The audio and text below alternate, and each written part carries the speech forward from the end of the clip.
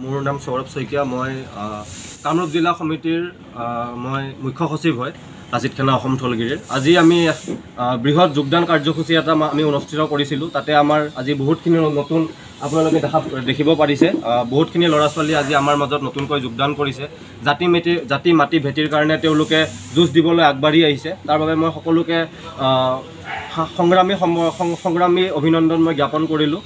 আৰু সকলোকে মই ভৱিষ্যতে যাতে আমাৰ লগত এনেকৈ তেওঁলোকে আমাৰ সকলোৰ লগত এনেকৈ জড়িত হৈ থাকে, আমি এনেকৈ যাতে ভাল কাম কৰি আগবাঢ়ি যাব পাৰোঁ অসমীয়া জাতিৰ বাবে, সেইটো মোৰ মনোকামনা।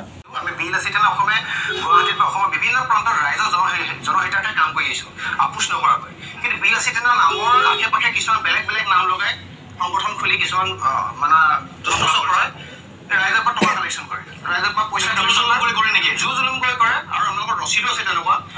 মানুহে নাজানে যে বি লাচিত থানা লাচিত থানা বুলি কৈ দিয়ে, বি লাচিত থানা বুলি ক'লো, মহাবীৰ লাচিত থানা বুলি ক'লো, লাচিত থলগী বুলি ক'লো, চবেই আমি বুলি ভাবে।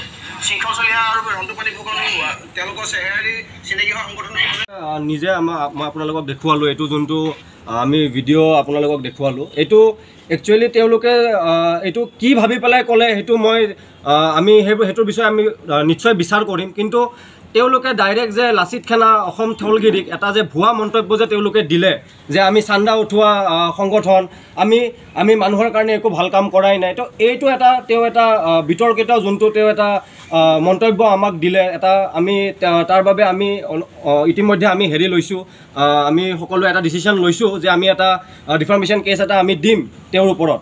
কাৰণ তেওঁ আজি যিখিনি কথা ডাইৰেক্ট এটা মিডিয়া চেনেলৰ আগত এটা টক শ্ব'ত তেওঁ যে আজি কৈ দিলে যে আমাৰ সংগঠন আমি এটা ভুৱা সংগঠন, তেওঁ এই কথাটো তেওঁ কৈ পেলাই তেওঁ বহুত বেয়া কাম কৰিছে। তেওঁক আমি ধিক্কাৰ দিছোঁ, আমি গোটেই সংগঠনে আমি সকলোৱে ধিক্কাৰ দিছোঁ। কাৰণ তেওঁ এইষাৰ মন্তব্য দিয়াৰ আগত তেওঁ 1000 বাৰ চিন্তা কৰিব লাগিছিল। আৰু ভৱিষ্যতে তেওঁ যেন এনেকুৱা মন্তব্য আমাৰ সংগঠনক লৈ, আমাৰ লাচিত থানা অসম থলগিৰিৰ বিষয়ে তেওঁ যাতে ভুৱা মন্তব্য নিদিয়ে, তাৰ বাবে মই তেওঁক সকীয়াই দিব বিচাৰিছোঁ।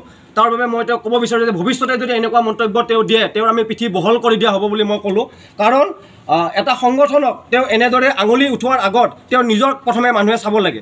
মানুহে নিজক ওপৰলৈ থু পেলালে নিজৰ গাত পৰে বুলি মানুহে কয় নহয়, তো মানুহে প্ৰথমে নিজক চাব লাগে, তাৰপিছত তেওঁ বেলেগৰ ওপৰত আঙুলি টুৱাব লাগে। তো এই বস্তুটো মই ক'লোঁ। আৰু মই ক'ব বিচাৰোঁ যে আমি ইতিমধ্যে গোটেই আমাৰ যিমান এটা আপুনি সদস্য দেখা পাইছে, আমি সকলোৱে এই বিষয়ে আলোচনা কৰিছোঁ। আৰু আমি তেওঁৰ ওপৰত আমি এটা ডিফাৰ্মেশ্যন কেছ এটা দিম বুলি আমি ডিচিশ্যন এটা লৈছোঁ। তাৰ বাবে আমি অলপ পিছত আমি সেইটোৰ একশ্যন ল'ম।